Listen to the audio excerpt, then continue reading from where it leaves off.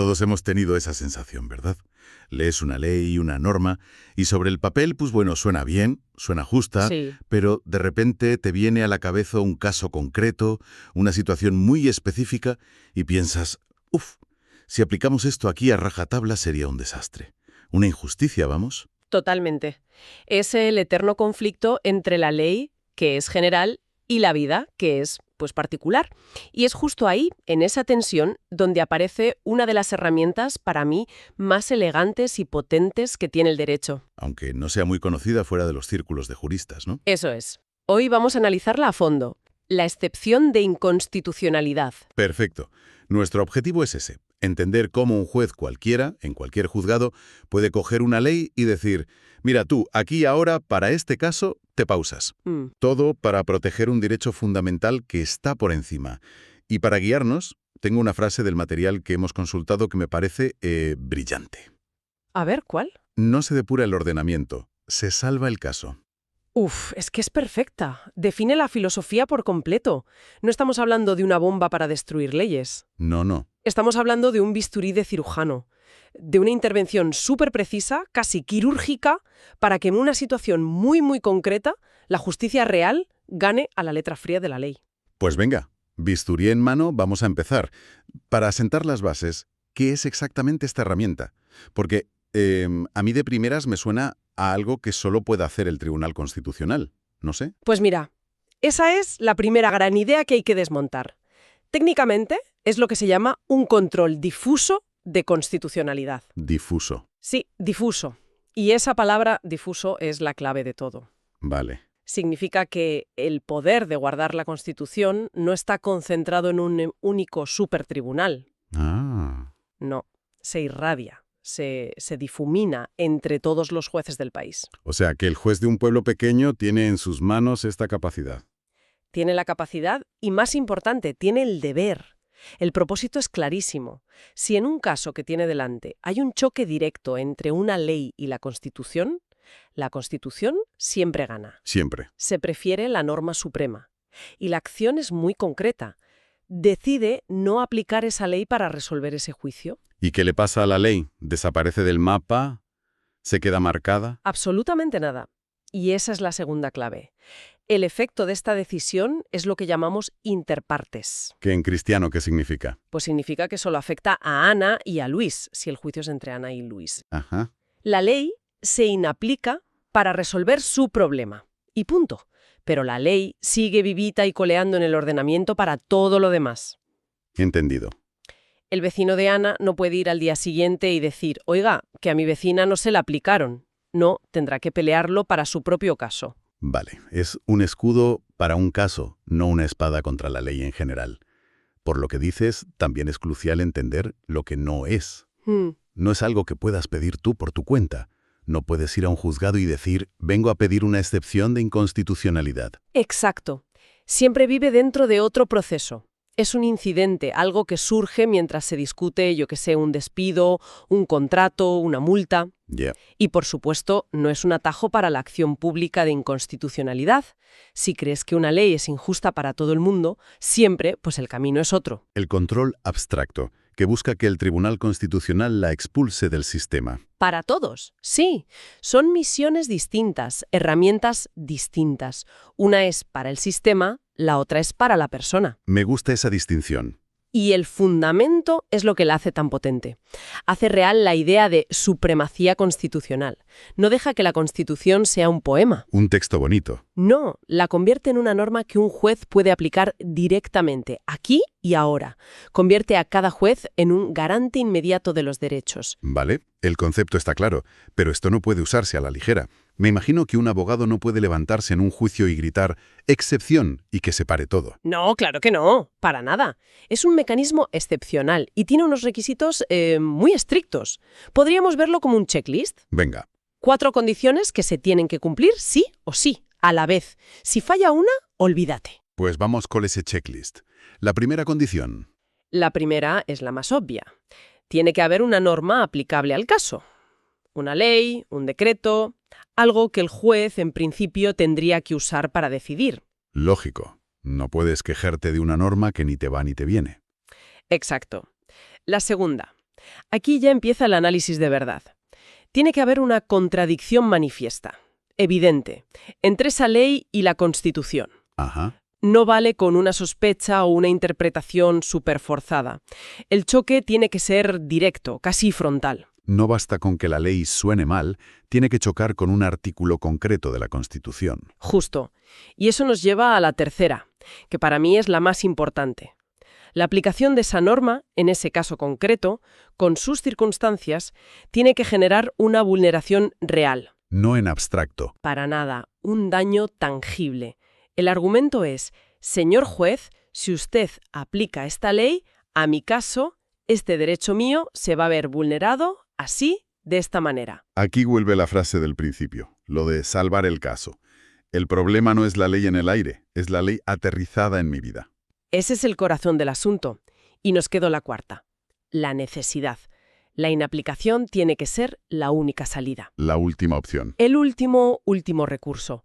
Si el juez puede interpretar la ley de una forma que la haga compatible con la Constitución, está obligado a hacerlo. A eso se le llama interpretación conforme. La excepción es la opción nuclear, cuando todo lo demás falla. Hay una idea que me ha gustado mucho que resume esto. Si la norma no es decisiva para el fallo, no hay excepción. Exacto. O sea, si el juez puede resolver por otro camino sin tocar esa ley, pues que lo haga. Precisamente. Y es interesante que esto no solo lo puede pedir una de las partes. El propio juez puede y debe acordarlo por iniciativa propia. Aunque nadie se lo pida. Aunque nadie se lo pida. Es su deber como garante de la Constitución. Vale, entiendo las condiciones. Pero una cosa es saber cuándo puedes usar la herramienta y otra muy distinta es saber cómo usarla bien. No basta con levantar la mano y decir, esto es inconstitucional. Para nada. Esto es alta costura jurídica.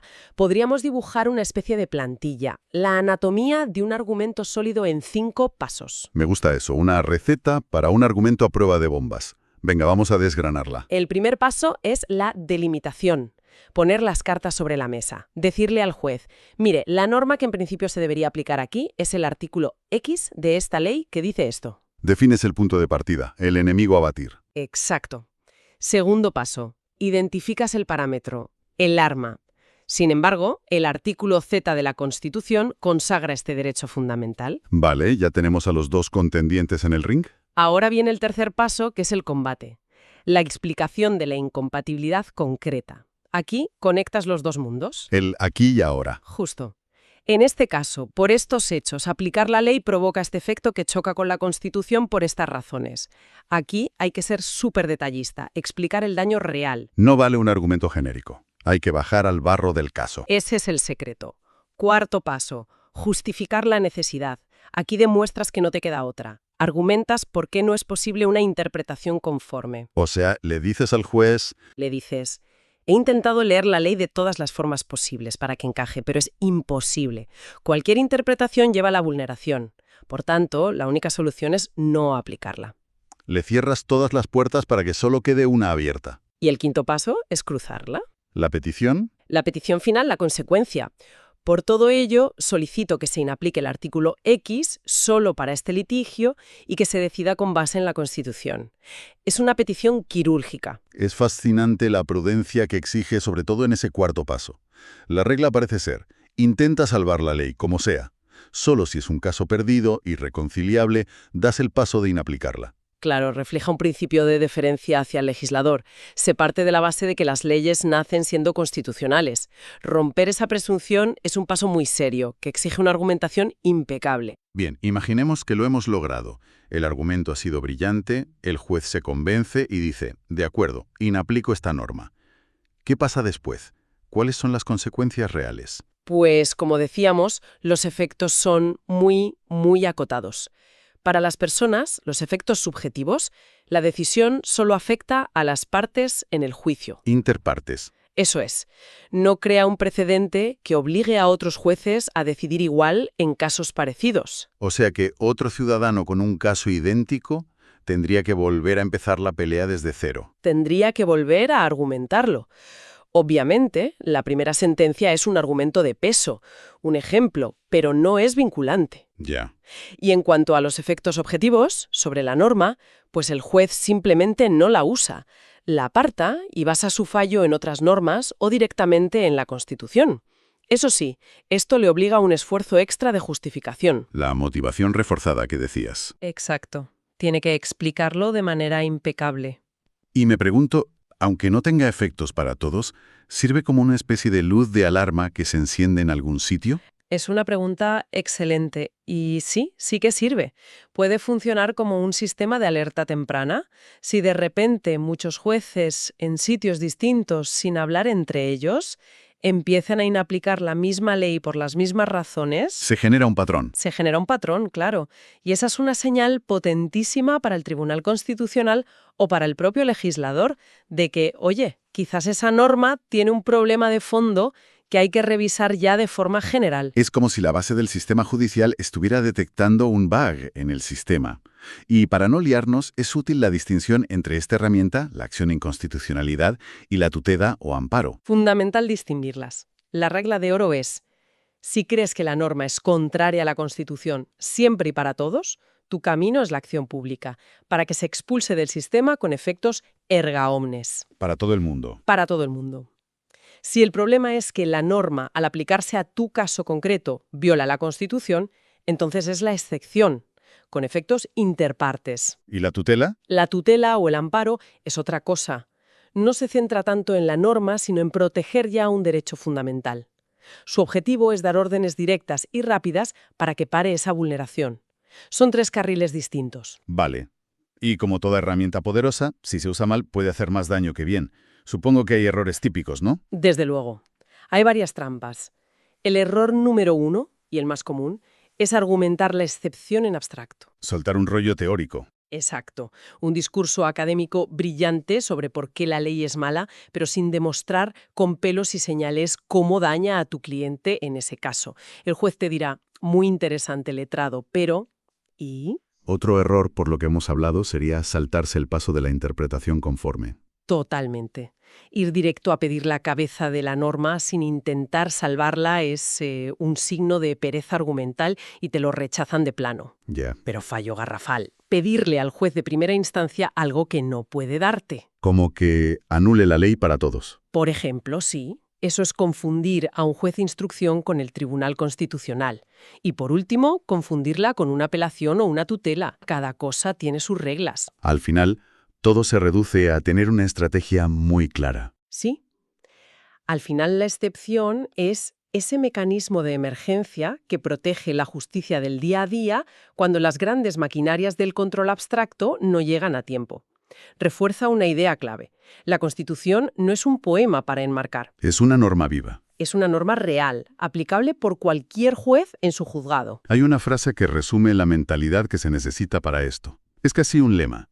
En control concreto gana quien explica por qué aplicar la ley sería inconstitucional aquí y ahora. No se puede decir más claro. El foco es absoluto en el aquí y el ahora. A modo de resumen, entonces, lo que hemos visto hoy es que la excepción de inconstitucionalidad no es una herramienta para activistas. Es un instrumento de defensa preciso y potente para el ciudadano de a pie. Su objetivo no es reescribir las leyes, sino garantizar que la justicia de verdad, la material, prevalezca en la situación concreta. Es lo que convierte a cada juez en un guardián de la Constitución en primera línea. Y todo este análisis nos deja flotando una reflexión final, ¿no? Si esta herramienta es tan de caso a caso y sus efectos son solo para las partes, ¿qué ocurre cuando el sistema empieza a hablar? ¿A qué te refieres? Me refiero a cuando docenas de jueces, en ciudades distintas, sin conexión, empiezan a inaplicar la misma ley una y otra vez, llegando a la misma conclusión por caminos separados. ¿En qué momento esa suma de injusticias concretas se convierte en la prueba irrefutable de una injusticia sistémica? Es una pregunta muy potente. Acción de anécdotas para convertirse en una evidencia tan aplastante que fuerce al legislador a decir «nos hemos equivocado» y a reexaminar la ley no por un debate teórico, sino por el rastro de daños que va dejando en la realidad.